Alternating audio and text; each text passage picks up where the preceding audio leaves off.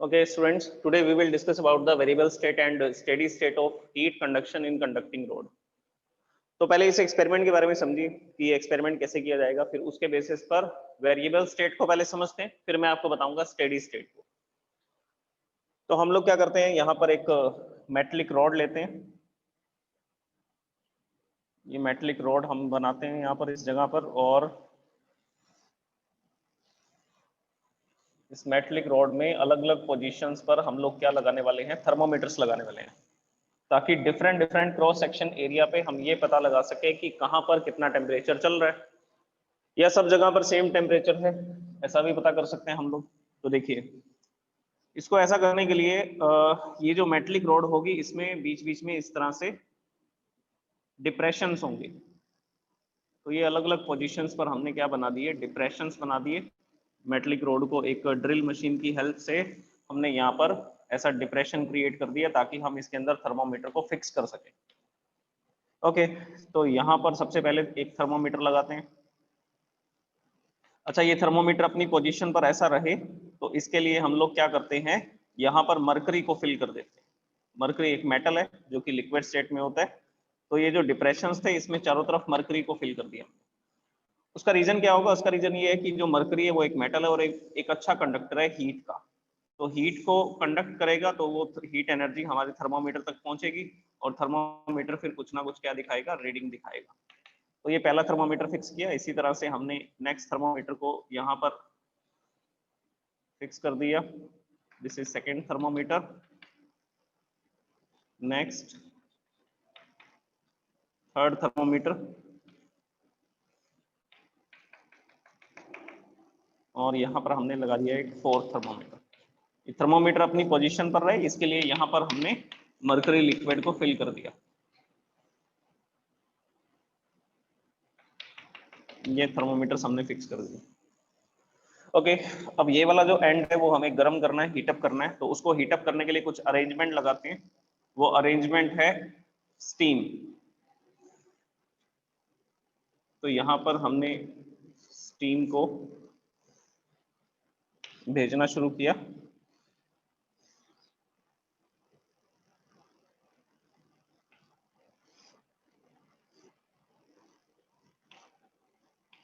ये एक बॉक्स है, एक कंटेनर है, जिसमें इधर से हम लोग स्टीम को अंदर भेज रहे हैं और इधर से स्टीम बाहर आ रही है। एक पंप की हेल्प से हम स्टीम को इस चैम्बर के अंदर इस तरह से भेज रहे हैं, और इस चैम्बर के अंदर ही यहाँ पर ये जो मेटलिक रोड है, इस मेटलिक रोड का एक एंड कनेक्टेड है। जो एक एंड है वो मेटलिक रोड का इसमें कनेक्टेड है। ओके, तो ये जो एंड होगा it is at high temperature. ये जो एंड होगा ये कौन से टेम्परेचर पे होगा, हाई टेम्परेचर पे। और ये वाला जो एंड होगा it is at the low temperature, other and at low temperature, और ये हाई टेम्परेचर पे है। स्टीम है 100 डिग्री सेल्सियस की होगी, तो हाई टेम्परेचर होगा। ओके, अब इस एक्सपेरिमेंट को स्टार्ट करते हैं। तो हमने क्या किया, स्टीम को यहाँ से पास करना शुरू किया, जिसका टेम्परेचर फॉर एग्जांपल मान लेते हैं 100 डिग्री सेल्सियस था, 100 डिग्री सेल्सियस। तो 100 डिग्री सेल्सियस की स्टीम है, और बाहर सराउंडिंग का टेम्परेचर है 20 degree Celsius. So this and is at low temperature and this and is at the high temperature. तो हीट एनर्जी फ्लो करेगी इसमें, कहां से कहां पर फ्लो करेगी, हाई टेम्परेचर से लो टेम्परेचर की तरफ, इस डायरेक्शन में फ्लो करने वाली है। ओके, अब ये जो हीट फ्लो करेगी, इसमें देखिए सबसे पहले हमें क्या ऑब्जर्वेशंस मिलेंगे। सबसे पहले हमें ये ऑब्जर्वेशंस मिलेंगे कि ये जो थर्मोमीटर्स यहाँ लगा रखे हैं, इनके अंदर आपको लेवल राइज होता हुआ दिखाई देगा। सारे थर्मोमीटर्स के अंदर आपको अलग अलग रीडिंग्स दिखाई देंगी। जैसे इस थर्मोमीटर में T1, इसमें T2, इसमें T3 और इसमें T4। ये चार थर्मोमीटर है जिसकी नेमिंग हमने कर दी T1, T2, T3 and T4। अब देखिए, इन थर्मोमीटर्स के अंदर जो रीडिंग्स आ रही हैं वो अलग अलग है, लेकिन सब में राइज हो रही है। इसमें टेम्परेचर राइज हो रहा है, यहाँ पर हम देख रहे हैं 50 डिग्री, 60 डिग्री, 70 डिग्री, 80 डिग्री। इसमें भी ऐसा हो रहा है 30, 40, 50। इसमें 20, 30, 40, 50, इसमें भी ऐसा राइज हो रहा है 10 डिग्री। 20 तो इसका था ही टेम्परेचर, 30 डिग्री, 40 डिग्री, इसका टेम्परेचर भी राइज हो रहा है। तो सबसे ज्यादा टेम्परेचर इसमें दिख रहा है, सबसे कम टेम्परेचर इसमें दिख रहा है, लेकिन अभी सारे टेम्परेचर राइज हो रहे हैं। लेकिन अभी हमने इसमें 4 थर्मोमीटर फिक्स कर रखे हैं, तो इन चारों के अंदर जो टेम्परेचर है वो राइज होता हुआ दिख रहा है। इसका मतलब क्या हुआ? इसका मतलब ये हुआ कि ये कौन सी स्टेट में है, ये वेरिएबल स्टेट में है, वेरिएबल स्टेट में। अब वेरिएबल स्टेट में ये कैसे डिसाइड किया?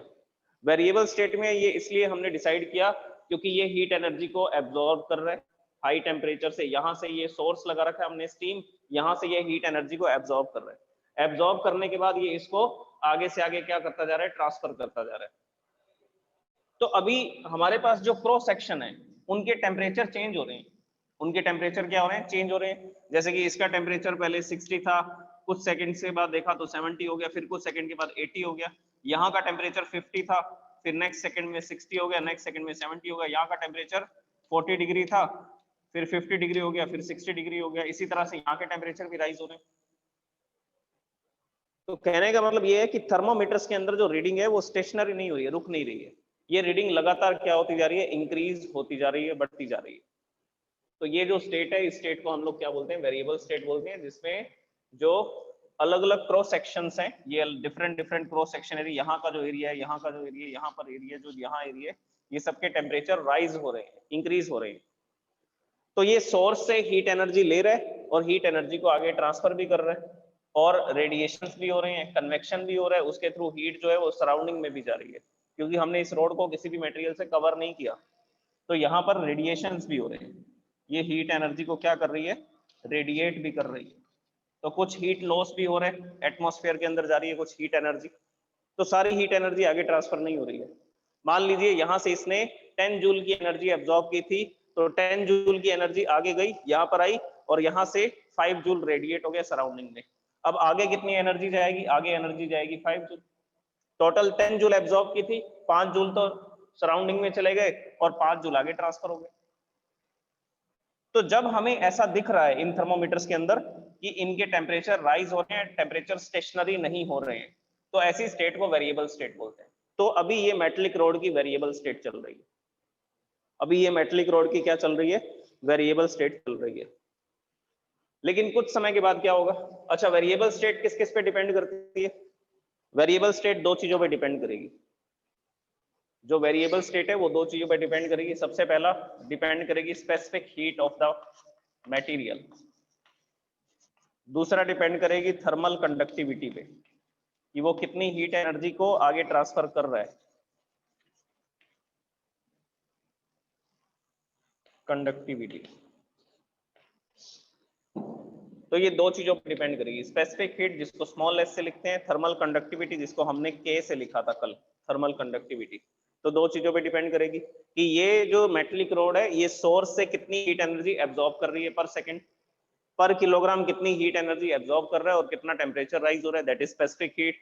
दूसरा, ये कितनी हीट एनर्जी आगे ट्रांसफर कर रही है, ये जो मेटलिक रोड है ये कितनी हीट एनर्जी को आगे ट्रांसफर कर रही है, दैट इज थर्मल कंडक्टिविटी। तो ये इन दो चीजों पे डिपेंड करेगी वेरिएबल स्टेट। अब स्टेडी स्टेट आ जाएगी कुछ समय के बाद, ऐसा चलता जा रहा है और हमने ये देखा कि कुछ समय के बाद यहाँ पर एक स्टेडी स्टेट आ गई। अब ये स्टेडी स्टेट क्या है? थर्मोमीटर्स की रीडिंग में चेंज होना बंद हो गया, थर्मोमीटर्स की जो रीडिंग है वो कांस्टेंट हो गई। थर्मोमीटर्स की जो रीडिंग है वो क्या हो चुकी है, कांस्टेंट। देखिए कैसे कांस्टेंट होगी, जैसे यहाँ का टेम्परेचर 100 है, तो ये थर्मोमीटर टेम्परेचर बता रहा है 80 डिग्री, ये वाला बता रहा है 60 डिग्री, थर्ड वाला बता रहा है 40 डिग्री और लास्ट वाला बता रहा है 20 डिग्री सेल्सियस। तो हमने ये देखा कि इस थर्मोमीटर में रीडिंग 80 डिग्री सेल्सियस आ रही है, इसमें 60 डिग्री आ रही है, इसमें 40 डिग्री आ रही है, इसमें 20 डिग्री सेल्सियस आ रही है, लेकिन ये रीडिंग चेंज नहीं हो रही है, ये रीडिंग कांस्टेंट हो चुकी है। ये रीडिंग क्या हो चुकी है, कांस्टेंट हो चुकी है, मतलब थर्मोमीटर्स की रीडिंग में कोई चेंज नहीं हो रहा। थर्मोमीटर्स की रीडिंग में कोई चेंज नहीं हो रहा, इसका मतलब ये है कि अब ये सोर्स से जितनी हीट एनर्जी लेगी उतनी ही हीट एनर्जी आगे ट्रांसफर करेगी। अब ये सोर्स से जितनी हीट एनर्जी एब्जॉर्ब करेगा मेटलिक रॉड, वो उतनी ही हीट एनर्जी को आगे ट्रांसफर करेगा और टेम्परेचर राइज नहीं होगा। और क्या नहीं होगा, टेम्परेचर राइज नहीं होगा। तो देखिए इस मेटलिक रॉड में अब क्या होने वाला है, यहाँ के टेम्परेचर आपको दिख रहे हैं 80 डिग्री, 60 डिग्री, 40 डिग्री, 20 डिग्री। ये टेम्परेचर हो गए कांस्टेंट, चेंज नहीं हो रहे। चेंज नहीं हो रहे तो हमने बोला ये कौन सी स्टेट आ गई, ये स्टेडी स्टेट आ गई। तो स्टेडी स्टेट में क्या होता है, सब जगह के टेम्परेचर सेम नहीं होते हैं। मैं ये नहीं बोल रहा कि सब जगह के टेम्परेचर सेम है, मैं बोल रहा हूँ सब जगह के टेम्परेचर कांस्टेंट हो गए। तो मेटलिक रोड में इस पोजीशन पर टेम्परेचर ज्यादा है, इस पर कम है, इस पर और कम है, और इस पर सबसे कम है, लेकिन वो टेम्परेचर चेंज नहीं हो रहा। हम बात कर रहे हैं टेम्परेचर कांस्टेंट रहने की। तो स्टेडी स्टेट क्या होगी, स्टेडी स्टेट वो होगी कि जिसमें मेटलिक रोड के जो भी क्रॉस सेक्शन एरियाज होंगे, different different cross section areas होंगे, उन सबके टेम्परेचर डिफरेंट डिफरेंट होंगे, लेकिन वो टेम्परेचर कैसे होंगे, वो टेम्परेचर कांस्टेंट मिलेंगे आपको, टेम्परेचर कांस्टेंट मिलेंगे। अब ऐसी क्या स्पेशलिटी है इस स्टेडी स्टेट के अंदर, तो आंसर है ये स्टेडी स्टेट सिर्फ किस पे डिपेंड करेगी, ये सिर्फ एक ही क्वांटिटी पे डिपेंड करेगी, दैट इज थर्मल कंडक्टिविटी। ये किस पे डिपेंड करेगी, थर्मल कंडक्टिविटी पे डिपेंड करेगी, मतलब कि के पे डिपेंड करेगी कि पर सेकंड ये कितनी हीट एनर्जी ट्रांसफर कर रहा है। देखो सोर्स से तो हीट एनर्जी इसको लगातार मिल रही है, लेकिन टेम्परेचर राइज नहीं हो रहे। सोर्स से हीट एनर्जी ये कंटिन्यूसली एब्जॉर्ब कर रहा है, लेकिन टेम्परेचर राइज नहीं हो रहा। ऐसा क्यों, कारण सुनिए। कारण ये है कि एक एग्जांपल लेकर के चलते हैं। मान लीजिए ये इसने 10 जूल की एनर्जी को एब्जॉर्ब किया इस सोर्स से, तो ये 10 जूल की एनर्जी को आगे ट्रांसफर कर देते हैं। फिर इसकी एनर्जी हम अलग अलग पोजीशंस लेकर के चलते हैं। देखिए ये मेटलिक रोड को मैं कुछ पोर्शंस में डिवाइड कर देता हूँ, ये ऐसा पोर्शंस में डिवाइड कर दिया अपने। अब यहां पर इसके पास एनर्जी है 100 जूल की। एनर्जीज को लिखते हैं, थोड़ा बड़ा बनाते हैं इसको, ताकि हम इसके अंदर चेंजेस भी लिख सकें कि एनर्जी में कितना चेंज हुआ या कोई भी चेंज नहीं हुआ। ये मेटलिक रोड थी हमारी, और इसके हमने डिफरेंट डिफरेंट सेक्शंस बना लिए। ये 4 सेक्शंस में हमने इसको क्या कर दिया, डिवाइड कर दिया। ओके, यहाँ पर एनर्जी है 100 जूल की, एक एग्जांपल लेकर के चल रहे हैं, और यहाँ पर एनर्जी है 80 जूल की, यहाँ पर एनर्जी है 60 जूल की, यहाँ पर एनर्जी है 40 जूल की। और इन एनर्जीज के कारण इनके टेम्परेचर हमें दिख रहे हैं, ये डिफरेंट डिफरेंट टेम्परेचर दिख रहे हैं, लेकिन कांस्टेंट है। अब यहाँ पर क्या लगा हुआ है, यहाँ पर लगा हुआ है सोर्स। फॉर एग्जाम्पल सोर्स से 10 जूल की एनर्जी एब्जॉर्ब की, सोर्स से 10 जूल की एनर्जी एब्जॉर्ब की, तो इसकी एनर्जी होगी 110, और इसने वो 10 जूल की एनर्जी आगे ट्रांसफर कर दी, तो फिर से इसकी एनर्जी कितनी हो जाएगी, 100। तो जितनी एनर्जी ये सोर्स से लेगा उतनी ही एनर्जी आगे ट्रांसफर कर देगा। इसी तरह से इसकी एनर्जी 80 थी, ये क्रॉस सेक्शन की इस जगह की एनर्जी 80 थी, तो यहां से 10 एनर्जी आई, इसकी एनर्जी 90 हो गई। फिर इसने वो 10 एनर्जी आगे ट्रांसफर कर दी, फिर से इसकी एनर्जी कितनी हो गई, 80। अब इसके पास 60 जूल की एनर्जी थी इस पोर्शन के पास, तो 10 जूल की एनर्जी यहां से आई, इसकी एनर्जी होगी 70 जूल, और इसने 10 जूल आगे ट्रांसफर कर दिए, फिर से इसकी एनर्जी कितनी होगी, 60। अब इसने 10 जूल एब्जॉर्ब किए, एब्जॉर्ब करने पर इसकी एनर्जी होगी 50, और इसने फिर 10 जूल और आगे ट्रांसफर कर दिए, तो इसकी एनर्जी फिर से कितनी होगी, 40। तो जितनी एनर्जी एब्जॉर्ब करेगा सोर्स से, उतनी ही एनर्जी को नेक्स्ट क्रॉस सेक्शन में ट्रांसफर कर देगा, उतनी ही एनर्जी को नेक्स्ट क्रॉस सेक्शन एरिया में ट्रांसफर कर देगा। ऐसी स्टेट को क्या बोलते हैं, स्टेडी स्टेट। ऐसी स्टेट को क्या बोलेंगे, स्टेडी स्टेट। और स्टेडी स्टेट सिर्फ किस पे डिपेंड कर रही है, कंडक्टिविटी, कि पर सेकंड वो कितनी हीट एनर्जी आगे ट्रांसफर करता है। जितनी एब्जॉर्ब करेगा उतनी ही ट्रांसफर करेगा, तो मतलब वो कंडक्टिविटी पे डिपेंड करेगा। ओके, तो ये होती है स्टेडी स्टेट। अब देखिए इनकी एनर्जीज चेंज नहीं हो रही, अगर इनकी एनर्जीज चेंज नहीं हो रही तो इनका टेम्परेचर कैसा मिलेगा आपको, इन सबके टेम्परेचर कैसे मिलेंगे, कांस्टेंट होंगे। अलग अलग, यहाँ का टेम्परेचर ज्यादा, यहाँ का टेम्परेचर कम होगा, लेकिन टेम्परेचर मिलेंगे डिफरेंट डिफरेंट, अलग अलग, बट होंगे सारे।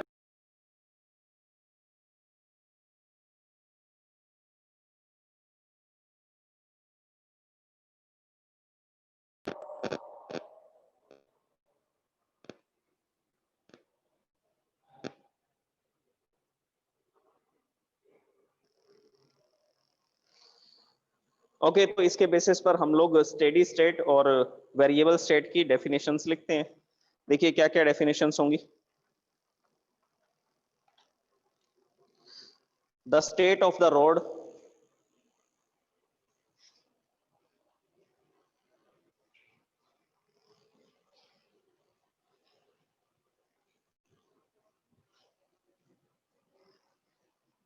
देखिए वेरिएबल स्टेट में वो हीट एनर्जी को एब्जॉर्ब करेगा और आगे ट्रांसफर भी करेगा। एब्जॉर्ब करेगा तो वो हीट एनर्जी दो काम में यूज होगी, एक तो उसका टेम्परेचर राइज करने में और दूसरा हीट एनर्जी को ट्रांसफर करने में, और तीसरा हीट एनर्जी सराउंडिंग में भी जाएगी through the process of convection और radiations.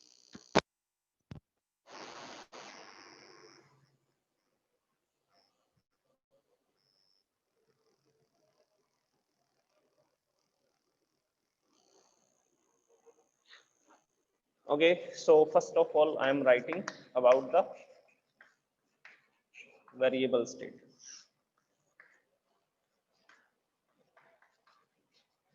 The state of the rod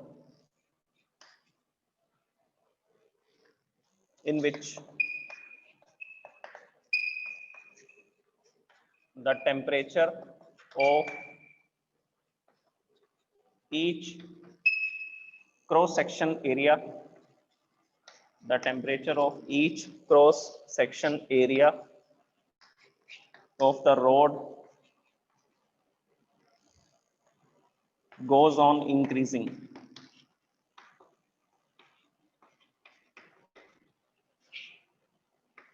ऐसी स्टेट जिसमें रॉड के सारे क्रॉस सेक्शन, मतलब डिफरेंट डिफरेंट क्रॉस सेक्शन का जो टेम्परेचर है वो इंक्रीज होता जाएगा।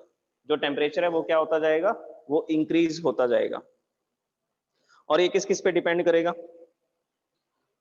अच्छा, इस केस में जो एनर्जी एब्जॉर्ब होगी, जो ये एनर्जी एब्जॉर्ब करेगा सोर्स से, रोड जो है एनर्जी एब्जॉर्ब करेगी, वो तीन काम में यूटिलाइज होगी।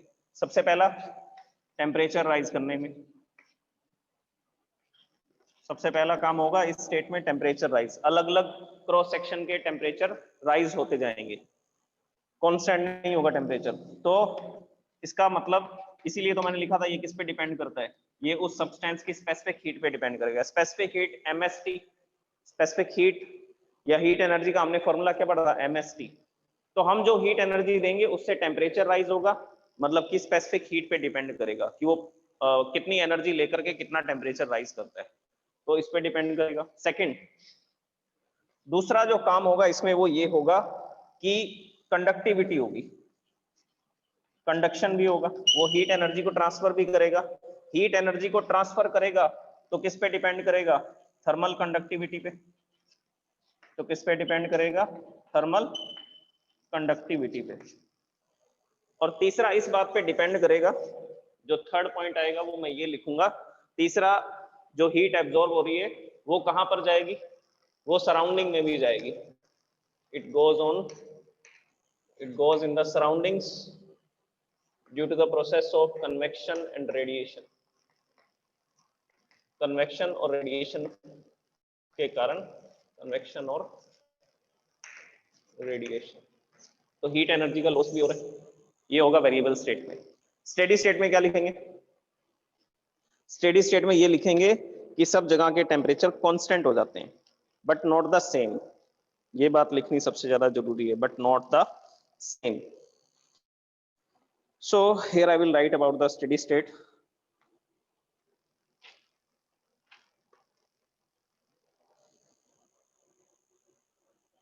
Okay. Next definition is of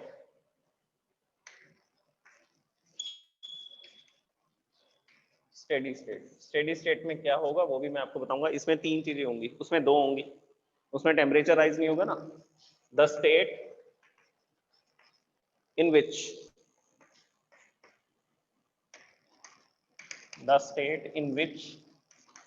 the temperature of each cross section, the temperature of each cross section of rod becomes constant, constant हो जाएगा, लेकिन सेम नहीं होगा, but not the same,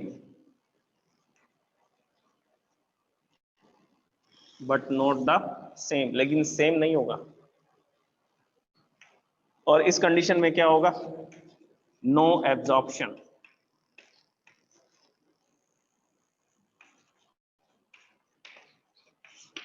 absorption नहीं होगा। क्यों? क्योंकि जितनी हीट एनर्जी ले रहा है उतनी आगे ट्रांसफर कर रहा है, खुद के पास तो रख ही नहीं रहा, तो एब्जॉर्प्शन नहीं होगा।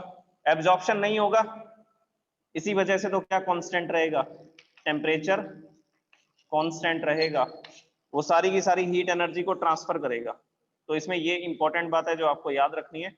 और वो जो हीट एनर्जी होगी जो सोर्स से आ रही है वो क्या होती जाएगी, वो ट्रांसफर होती जाएगी। जो हीट एनर्जी है वो ट्रांसफर होती जाएगी, तो मतलब क्या होगा, कंडक्शन होगा। और जो हीट एनर्जी है उसका कंडक्शन होगा, और कंडक्शन किस पे डिपेंड करता है, कंडक्टिविटी पे, थर्मल कंडक्टिविटी पे, मतलब कि के पे डिपेंड करेगा। दूसरा, हीट एनर्जी सराउंडिंग में जाएगी, तो जो हीट एनर्जी है वो सराउंडिंग्स में तो जाएगी जाएगी, क्योंकि हमने इस एक्सपेरिमेंट में उस रोड को कवर नहीं किया। और अगर आप कवर कर देंगे, सराउंडिंग में नहीं डालना चाहते, तो आप देखेंगे कि उसके सारे क्रॉस सेक्शन का टेम्परेचर सेम हो जाएगा, उसके सारे क्रॉस सेक्शंस का टेम्परेचर सेम हो जाएगा, क्योंकि हीट एनर्जी का लॉस ही नहीं हो रहा। जितनी हीट एनर्जी आ रही है आगे जा रही है, आगे जाते जाते सब जगह के टेम्परेचर सेम होते जाएंगे, तो पूरी रोड का टेम्परेचर एक ही हो जाएगा फिर। लेकिन अगर ऐसा करेंगे तो हम वेरिएबल स्टेट और स्टेडी स्टेट को नहीं देख पाएंगे उस केस में, तो सराउंडिंग्स में एनर्जी जाएगी। ओके, तो ये है वेरिएबल स्टेट, वो है स्टेडी स्टेट। वेरिएबल स्टेट में क्या लिखा हमने, ऐसी स्टेट उस रोड की जिसमें टेम्परेचर जो है क्या होगा, गोज ऑन इंक्रीजिंग, सारे क्रॉस सेक्शन का टेम्परेचर इंक्रीज हो रहा है, मतलब थर्मामीटर रुक नहीं रहे हैं, उनके अंदर जो भी मरकरी है उसका लेवल राइज होता जा रहा है, स्टेशनरी नहीं हो रहे हैं, उनका जो लेवल है मरकरी का लेवल है, तो टेम्परेचर सब जगह के बढ़ रहे हैं। जो एनर्जी एब्जॉर्ब की जा रही है, इसमें देखो मैंने लिखा है एब्जॉर्ब कर रहा है एनर्जी, इसमें मैंने लिखा है नो एब्जॉर्प्शन, उसमें लिखा है एनर्जी एब्जॉर्ब, इसमें लिखा है नो एब्जॉर्प्शन, क्योंकि सिर्फ कंडक्शन होगा इस केस में। तो ये जो एनर्जी एब्जॉर्ब कर रहा है सोर्स से, वो तीन काम में यूटिलाइज हो रही है। सबसे पहला, सारे क्रॉस सेक्शन का टेम्परेचर इंक्रीज करने में, ये लिखा हुआ temperature goes on rising increasing, तो टेम्परेचर राइज करने में जा रही है, और टेम्परेचर राइज होना किस पे डिपेंड करता है, स्पेसिफिक हीट पे। कंडक्शन, हीट एनर्जी आगे भी जा रही है, कंडक्शन भी हो रहा है, तो कंडक्टिविटी पे भी डिपेंड करेगा कि वो पर सेकंड कितनी हीट एनर्जी आगे ट्रांसफर कर रहा है। तीसरा, जो हीट एनर्जी एब्जॉर्ब की सोर्स से, कुछ हीट एनर्जी सराउंडिंग में भी जा रही है, तो हीट लॉस भी हो रहा है, हीट का डिसिपेशन भी हो रहा है। स्टेडी स्टेट, स्टेडी स्टेट क्या है, जिसमें सारे क्रॉस सेक्शन का टेम्परेचर कांस्टेंट हो जाएगा, लेकिन सेम नहीं होगा, बट नॉट द सेम, ये सबसे इंपॉर्टेंट बात है इसमें, इसमें गड़बड़ कर जाते हैं स्टूडेंट। कांस्टेंट बोल दिया ना मैंने, तो ये सोच लेते हैं कि हाँ सब जगह का टेम्परेचर सेम ही होगा, फिर कांस्टेंट है तो। और इसमें क्या नहीं होगा, no absorption, heat energy absorb नहीं की जाएगी। हीट एनर्जी क्या नहीं की जाएगी, एब्जॉर्ब नहीं की जाएगी, ऐसा बोला जाएगा। क्यों बोला जाएगा, क्योंकि जो भी हीट एनर्जी आएगी उसका सिर्फ कंडक्शन होगा। जैसे अभी मैंने आपको एग्जांपल बताया कि ये एक रोड थी, इस रोड का ये क्रॉस सेक्शन है, इसने अगर 10 जूल की एनर्जी एब्जॉर्ब की है तो वो 10 जूल की एनर्जी आगे ट्रांसफर कर देगा, अपने पास नहीं रखेगा, तो कंडक्शन हो रहा है, एब्जॉर्प्शन नहीं हो रहा। अगर एब्जॉर्ब करता तो टेम्परेचर बढ़ता, अगर ये एब्जॉर्ब कर लेता हीट एनर्जी को तो यहाँ का टेम्परेचर राइज हो जाता, लेकिन टेम्परेचर तो क्या है, कांस्टेंट। दूसरा, जो एनर्जी आ रही है उसका कुछ पार्ट डिसिपेट होगा सराउंडिंग में, और बाकी की कहाँ ट्रांसफर होगी, नेक्स्ट सेक्शन में, नेक्स्ट क्रॉस सेक्शन एरिया में। This is variable state and steady state, and these are the definitions and these are the important points which you have to note down. अब raise and करो जल्दी से।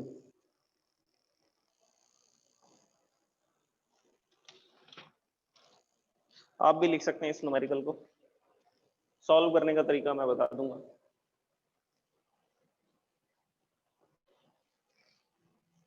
अब इसमें conductivity का formula भी काम आएगा, इसमें लेटेंट हीट का फॉर्मूला भी काम आएगा। चैप्टर कंप्लीट होने वाला है ना, तो अब ऐसे क्वेश्चंस आएंगे जिसमें पूरे चैप्टर की आपको नॉलेज होनी चाहिए, तब जाकर के आप क्वेश्चंस को सॉल्व कर पाएंगे। अभी तक तो मैं अलग अलग क्वेश्चंस करवा रहा था, लेटेंट हीट का अलग क्वेश्चन, स्पेसिफिक हीट का अलग क्वेश्चन, टेम्परेचर चेंज का अलग question.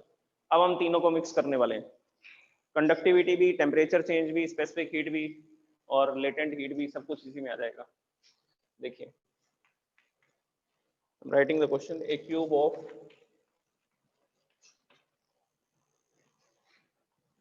each side,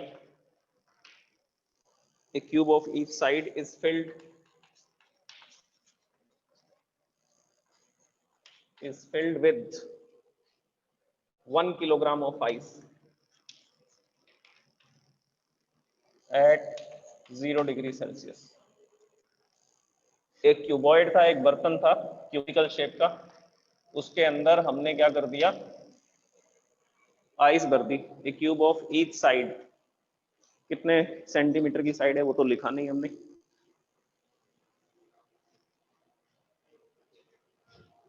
each side 10 centimetre, each side of 10 centimeter is filled, FILLED, is filled with 1 kilogram of ice,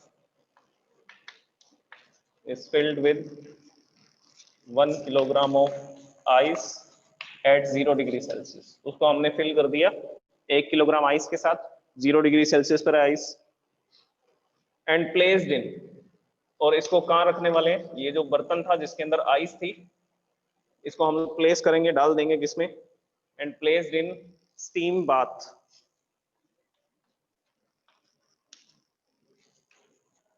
water vapour के अंदर डाल दिया, जिसका टेम्परेचर कितना मेंटेन करके रखा हुआ है, maintained eight 100 degree Celsius. Diagram से एक्सप्लेन करता हूं इसको।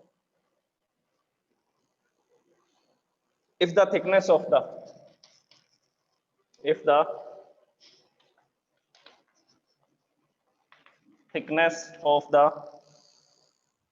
material,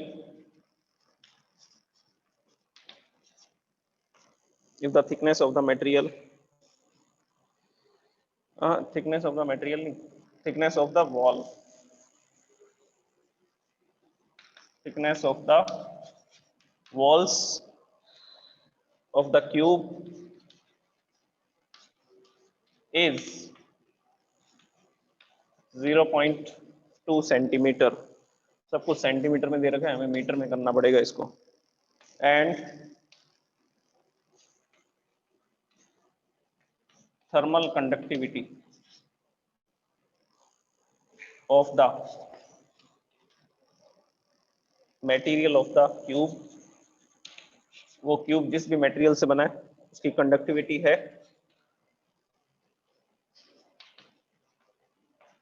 of the cube is 0.02 calorie per meter second degree Celsius.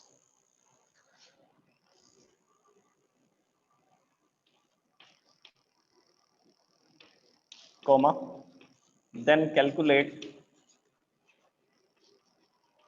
the time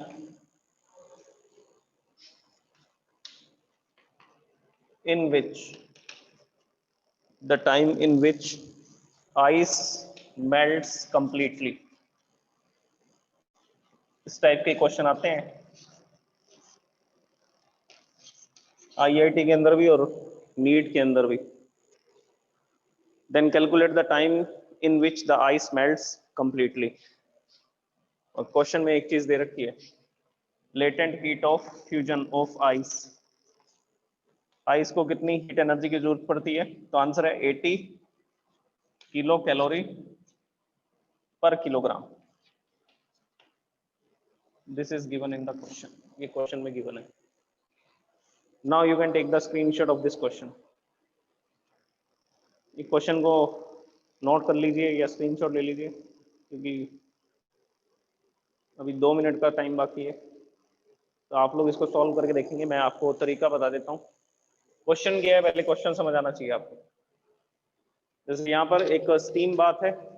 steam bath का मतलब है कि ये बीकर के अंदर वाटर भर रखा है हमने, और इसके ऊपर हमने एक वायर गेज रख दिया, एक जाली रख दी, उस जाली के ऊपर हमने ये क्यूब को रख दिया, या कंप्लीटली स्टीम बाथ में भी डाल सकते हैं। कंप्लीटली डालना पड़ेगा, नहीं तो हीट एनर्जी सराउंडिंग में रेडिएट होगी। ओके, तो यहाँ पर एक क्लोज्ड कंटेनर है जिसमें क्या हो रहा है, इधर से स्टीम आ रही है और इधर से स्टीम को बाहर लेकर के जाया जा रहा है। इसको क्या कर रहे हैं, स्टीम का फ्लो कर रहे हैं इस कंटेनर में, और इसके अंदर कितना टेम्परेचर मेंटेन कर रखा है, 100 degree Celsius. 100 degree Celsius temperature maintain कर रखा है। अब इसमें क्या किया है, क्यूब को रख दिया, को रख देते हैं हम लोग, जिसकी सारी साइड्स कितने सेंटीमीटर की हैं, 10 सेंटीमीटर की है, तो each side is of 10 centimetre. और ये जो साइड्स है इनकी थिकनेस भी होगी, ये जो साइड्स है इनकी थिकनेस भी होगी। अगर हम एक वॉल की बात करें तो इसकी बात कर रहा हूँ मैं, क्यूबॉइड, ये क्यूबॉइड की जो ये सिंगल साइड आपको दिख रही है, इसकी मान लीजिए ये थिकनेस है, ये सिंगल साइड है और इसकी थिकनेस कितनी गिवन है, 0.2 सेंटीमीटर। इसकी थिकनेस आपको बता रही है 0.2 सेंटीमीटर। ये जो क्यूब है इसकी जो वॉल्स हैं वो कितनी मोटी हैं, जो क्यूब है वॉल्स हैं वो कितनी थिक हैं, कितनी मोटी हैं, ये गिवन है 0.2 सेंटीमीटर।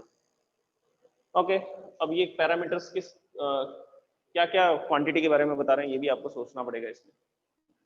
और ये जो बीकर है, ये जो क्यूब था बंद है चारों तरफ से, और इसमें भर रखी है आइस हमने, कितने kilogram, 1 kilogram. It is having 1 kilogram ice eight 0 degree Celsius. इसमें 1 किलोग्राम आइस है जो कि कितने डिग्री सेल्सियस पर है, जो कि 0 डिग्री सेल्सियस पर है। अब इसके चारों तरफ का टेम्परेचर है 100 डिग्री सेल्सियस, और ये जो क्यूब है इसके अंदर जो आइस है उसका टेम्परेचर है 0 डिग्री सेल्सियस। तो हीट एनर्जी 100 से किस तरफ जाएगी, 0 डिग्री की तरफ जाएगी, और धीरे धीरे ये आइस मेल्ट होनी स्टार्ट हो जाएगी। अब आपको बताना है कि ये आइस कितने टाइम में मेल्ट होगी, टाइम पूछ रहा है ये, कितने टाइम में मेल्ट होगी, मतलब कि इस क्यूब को इस ये जो स्टीम फ्लो हो रही है इसके अंदर कितनी देर तक रखना पड़ेगा कि ये सारी की सारी आइस जो है वो मेल्ट हो जाए और वाटर में कन्वर्ट हो जाए। अब क्वेश्चन में देखो कौन कौन सी क्वांटिटीज गिवन है। अरे यार टाइम ही 1 मिनट से कम है, आप लोग ट्राई करना इसको। थिकनेस का मतलब है कि लेंथ की रोड बता